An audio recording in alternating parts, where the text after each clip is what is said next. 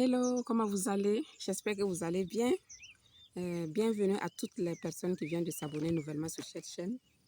Soyez vraiment les bienvenus. Et merci aussi à ceux qui me font des retours. Merci vraiment pour les encouragements. Voilà, aujourd'hui j'ai décidé de parler d'un sujet qui touche surtout nous les femmes. Vous savez, nous les femmes, nous parlons beaucoup, nous parlons énormément. Et voilà. Et parfois ça peut déborder. Les experts disent que les femmes émettent en moyenne 20 000 mots par jour, contrairement aux hommes qui émettent 13 000 mots. Et en poussant mes recherches un peu, j'ai vu que certaines sources même parlent de 7 000 mots par jour pour les hommes, contre 20 000 pour les femmes. Donc, vous voyez, le gap est quand même assez large. Ça veut dire que les femmes parlent beaucoup. Oui, oui. Moi, je suis femme, mais vraiment, je respecte la femme, quoi. Nous parlons beaucoup. We can talk.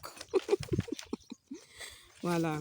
Et je pense que pour se confier, hein, on doit quand même vérifier certaines choses avant de se confier à une autre personne.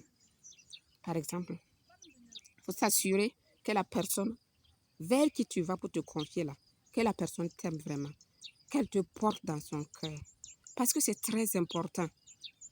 Si c'est une personne qui t'aime, elle aura tendance à vouloir surtout t'aider. Elle aura tendance à vouloir comprendre d'abord ce que tu ressens, à éprouver de l'empathie, de la compassion pour toi et à chercher, à te procurer des conseils. Voilà. En tout cas, sa première réaction, ce n'est pas une réaction de juge. Non, non, non, non.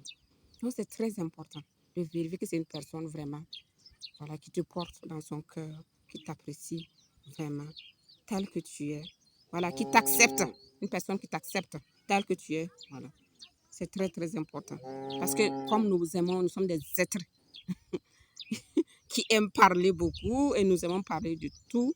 Voilà, de nos ressentis, de nos expériences, de ce que nous vivons.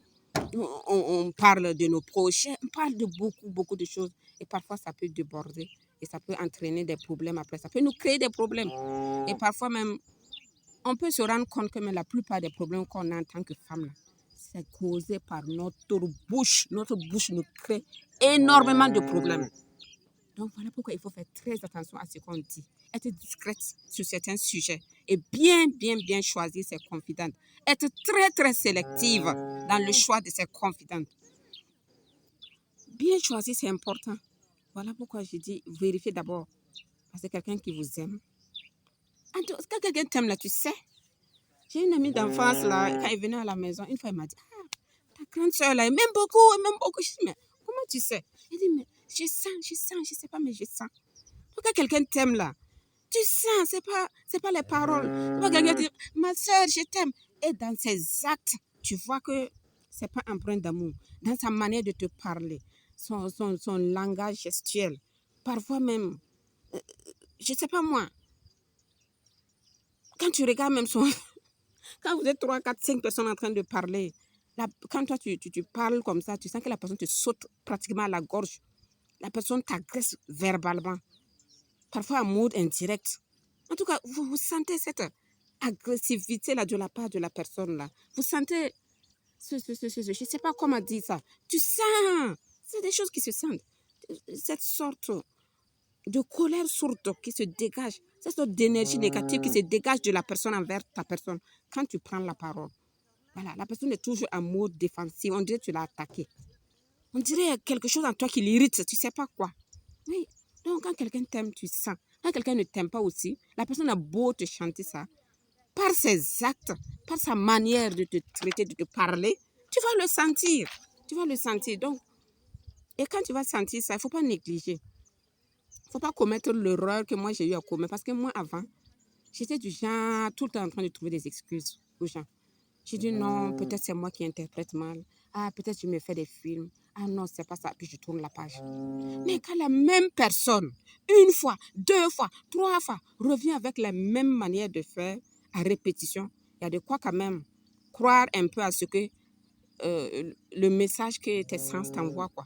Quand tes sens te disent que Apprendre aussi à écouter son ressenti. Comment on se sent à la présence de cette personne. Est-ce que tu te sens en paix? Ou bien tu sors toujours un peu dérangé au fond de toi quand tu passes du temps avec la personne. Il y a des gens comme ça, quand vous passez du temps avec eux, vous vous sentez ragaillardi, boosté.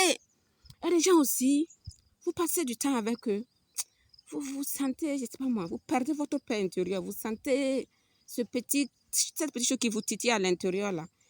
Et vous ne savez pas quel nom mettre sur ça, mais une fois en passant, tu peux dire, bon, c'est des choses qui peuvent arriver, hein, c'est des choses qui... Mais quand ça se répète, moi, j'insiste sur le fait quand ça se répète, là. Quand ça se répète, il faut se dire quand même que ce n'est pas un hasard. Tes sens ne te trompent pas quand même. Donc, c'est très important de checker ça. Est-ce que c'est une personne qui m'aime vraiment, voilà, qui me porte réellement dans son cœur avant de, voilà, de se confier. Voilà. Parce que il faut aussi vérifier une chose, le type et le niveau de la relation. Est-ce que c'est une relation d'amitié sincère? Est-ce qu'une relation entre sœurs, comme on aime le dire, une relation de, je ne sais pas moi, de sororité réciproque, voilà. Est-ce que cette personne que tu appelles ma sœur, quand tu as une bonne nouvelle, tu cours, tu lui annonces, quand je ne sais pas moi, quelque chose de beau arrive dans ta vie, tu lui annonces, quand tu vis quelque chose de un peu difficile, là, tu parles, tu partages avec elle. Est-ce que cette personne en retour partage avec toi? Est-ce que cette personne, quand elle a une bonne nouvelle, un événement heureux dans sa vie, est-ce qu'elle partage avec toi? Elle qu'elle te considère réellement, parce que dans la famille biologique, quand un événement heureux dans ta vie, tu vas appeler ta petite soeur, ta grande soeur, pour celles qui ont la grâce d'avoir des petites soeurs, des grandes soeurs. Moi, en tout cas, j'en ai, j'ai beaucoup de soeurs.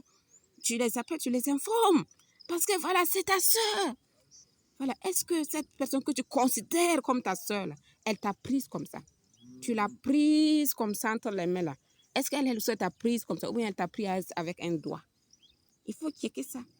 Le type de relation, le niveau de la relation. Est-ce que c'est une relation profonde, une relation réciproque, une relation quand même où il y a cette réciprocité, où vous rendez visite mutuellement, réciproquement, voilà, où il y a cet échange réciproque-là, respect réciproque, considération réciproque. Est-ce que vraiment c'est ça? Parce qu'une personne avec qui tu as un vrai échange, tu te confies, elle se confie. En fait, se confier, c'est se livrer. Et quand on se confie, on livre un peu sa nudité. Donc, quand tu te confies à l'autre, elle aussi se confie à toi. Chacune a la nudité de l'autre entre ses mains. Donc, il y aura cette sorte de pudeur-là qui va faire que vous aurez tendance à protéger la nudité l'une de l'autre. Donc, tu ne vas pas aller t'asseoir avec Marguerite pour la vilipender. Elle non plus, elle ne va pas aller s'asseoir avec Marguerite pour te vilipender. Parce qu'elle sait que tu lui as livré ta nudité. Et toi aussi, tu sais que tu lui as livré quelque part ta nudité. Donc, c'est un peu tacite, mais en tout cas, vous protégez mutuellement. Tu vois? Mais quand il n'y a pas cet échange réciproque, tout le temps, c'est toi qui pars te livrer. Tout le temps, quelque chose se passe dans ton couple. C'est toi qui pars en parler. C'est toi qui pars partager. Hein? Tu exposes même la nudité de ton mari dehors. Tu exposes la nudité de ton couple dehors avec cette personne-là qui, par contre, ne te confie rien, qui a tendance à tout camoufler, à tout cacher. Mais tu es en danger de mort. Parce que quelqu'un comme ça, si elle ne se confie pas à toi, si elle se méfie de toi, c'est qu'elle a de bonnes raisons, parce qu'elle connaît elle-même sa capacité d'aller s'asseoir avec Marguerite pour te vilipender, pour te critiquer, pour te juger. Donc, elle craint que tu lui fasses la même chose. Voilà pourquoi elle est tout le temps en train de camoufler. Elle est tout le temps en mode un peu comme vantardise, en train de vanter la bonté, la générosité de mon mari. Les grands, beaux et costauds, généreux. Mon mari, mes enfants sont des angelots. Mon mari est un âge. Elle est tout le temps, elle dit, elle ne partage rien. Quand ça ne va pas, elle camoufle. On va dire que c'est son droit, chacun est libre. Hein. On va dire que chacun est libre. Mais quand quelque chose se passe entre toi et ton mari, à part Dieu, personne d'autre ne peut être au courant. Donc, quand tu permets à une tierce personne d'être au courant, c'est comme si tu l'as hissé un peu au même niveau que Dieu. Est-ce que tu réalises ça? Donc, tu vas hisser une personne qui ne te fait même pas confiance. Une personne qui ne t'apprécie même pas réellement. Tu vas la hisser au même niveau que Dieu en lui racontant tout, alors qu'elle, elle te cache tout. Une personne qui va aller s'asseoir avec Marguerite pour te vilipender, qui va aller salir ton nom après, qui va te faire une grosse étiquette. Elle est comme ci, elle est comme ça, et puis te coller ça, puis te pousser, mettre de côté comme une paria. Il faut faire très attention. Ne vous confiez pas à n'importe qui. Ne vous confiez pas à n'importe qui. Il faut prendre le temps de vérifier un certain nombre de choses. Comme je l'ai dit tantôt, bien sûr, chacun est libre. Hein. Il y a des gens qui ont choisi, voilà, comme ça. Mais autant la personne est libre de ne rien te dire, sans toi libre aussi de ne rien lui dire. Autant elle est libre de ne pas partager ses informations avec toi, sans toi libre aussi de ne rien partager. Comme ça, vous aurez une relation au moins équilibrée. Quand c'est équilibré, tu vas voir que la relation sera saine. C'est quand c'est déséquilibré que c'est un peu malsain. Voilà, c'est un peu toxique, on va dire. Et ça peut créer des problèmes. Parce que tu te mets en danger, tu te livres alors que bon, elle n'a rien à perdre, quoi. Si elle part t'asseoir, elle peut s'asseoir et puis te parler de toi comme elle veut, parler de ton couple comme elle veut, parce qu'elle n'a rien à perdre. Parce qu'elle sait qu'elle garde pour elle. Voilà, donc apprends à faire comme elle aussi, à garder. Voilà. Je n'ai pas dit d'être une personne fermée. Oui. S'il y a un problème, c'est toujours mieux même d'en parler d'abord à Dieu. En parler d'abord à Dieu. Tu vas voir que Dieu va te mettre à cœur des solutions. Dieu va te mettre à cœur des idées. Et tu vas te dire, ah, il fallait donc juste faire ça. Dieu ne va pas aller s'asseoir avec Marguerite pour te vilipender. Il ne va pas aller s'asseoir avec Marguerite pour te juger. Il ne va pas aller s'asseoir avec Marguerite pour te coller une étiquette dessus. Et puis, il ne va pas aller. Dieu n'est pas dans les gongosa. Il n'est pas dans le nafigia, dans le munafirlum, dans le songi. Le gossip, comme diraient les Anglais. Dieu n'est pas dans ça. Donc, ton partage serait entre de bonnes mains. Non seulement il va te réconforter, et puis il va te regarder avec un regard bienveillant, sans jugement. Il va te réconforter, il va te tirer vers le haut. Et comme on est des humains, si tu ressens toujours le besoin d'en parler à un être humain, tu peux toujours voir qui, mais tu pries d'abord, tu prends le temps de discerner avant de choisir cette personne-là. Ça peut même être une personne dans nos lieux de culte, voilà, un prêtre, imam, pasteur, je ne sais pas, ou une personne habilitée dans nos lieux de culte, hein, une personne habilitée, voilà, à faire des écoutes, à écouter les gens. Il y a des congrégations comme ça, où il y a voilà, ou des lieux de culte comme ça, où il y a des gens, voilà, qui sont là, qui peuvent t'écouter, voilà, et qui peuvent te donner des conseils, qui peuvent entreprendre des démarches pour t'aider, parce que c'est très important. Quand tu te confies à cette personne qui ne se confie pas à toi, qui passe son temps à te vilipender, à te juger, à t'indexer, à te pointer du doigt, là, cette personne-là, quand tu t'assois et puis tu relis là, depuis quand elle t'a apporté une solution? Est-ce qu'elle est déjà venue chez toi? Est-ce qu'elle t'a déjà appelé pour te dire, ah, tu m'as parlé de tel problème, ah, voilà ce que je te donne comme solution, voilà, je te propose tel conseil.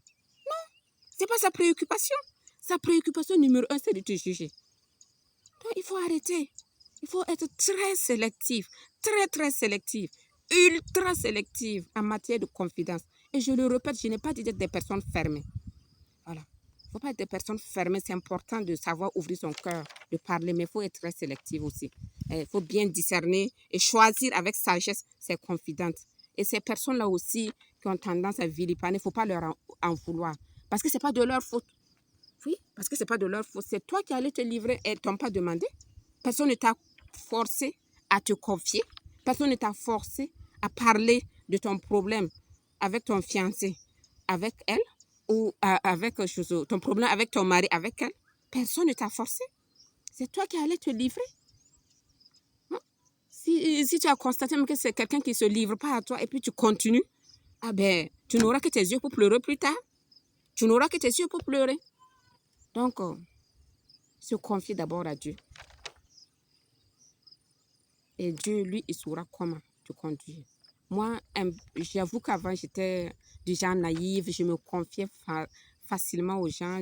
Je ne prenais pas le temps de discerner. Et je me suis rendu compte que voilà. J'étais dans l'erreur, quoi. D'abord, tu vas embêter les gens avec tes histoires. Les gens aussi ont leur propre histoire. Voilà. Et puis voilà. Il faut respecter les gens aussi. Voilà. S'ils ont fait ce choix-là de ne pas partager avec toi, respecte le type de relation qu'ils veulent avec toi. S'ils ne veulent pas une relation de partage réciproque, respecte le type, la gamme de relation, le niveau de la relation. S'ils ne veulent pas aussi, je ne sais pas moi, En fait, il faut accepter la place que les gens te donnent dans leur vie. Il faut accepter ça. Si tu veux avoir une relation profonde, réciproque, avec une personne qui ne veut pas, partager avec toi, en fait, tu vas te sentir blessé finalement. C'est naturel. C'est naturel. C'est comme si tu faisais un peu du forcing relationnel. Non, non, non, il faut arrêter. Accepte, tu te remets en question, tu te poses des questions, tu réfléchis, tu discernes bien, tu prends des décisions et puis tu arrêtes certains comportements. Voilà. Et puis, c'est important de s'entourer de personnes bienveillantes, des gens qui peuvent t'écouter sans te juger. C'est très important. Des gens qui peuvent t'accepter tel que tu es, qui comprennent qu'eux aussi, ils ont leurs défauts, ils ne sont pas parfaits, voilà, qui peuvent comprendre ça. Mais il faut faire attention, en tout cas, vraiment aux personnes qui sont un peu du genre à juger facilement. Il faut faire très attention, il faut faire très attention. Voilà, c'est tout ce que je voulais dire, voilà, sur les confidences. Voilà, veillez à avoir des relations saines, des relations équilibrées, des relations réciproques, des relations empreintes de respect réciproque. C'est très important. Quand dans une relation, moi le respect, c'est une de mes valeurs. C'est une valeur une valeur forte, vraiment, que j'apprécie énormément. Et je tiens vraiment, en termes de relation, qu'il y ait vraiment ce respect-là. Et j'essaie toujours de respecter l'autre dans mes relations, de ne pas manquer de respect. Et je tiens aussi à ce qu'on me respecte en retour. Voilà. Et je pense que c'est important, hein. Le respect, c'est important. Dans tout type de relation, c'est important. Bon, je vous laisse. Ciao.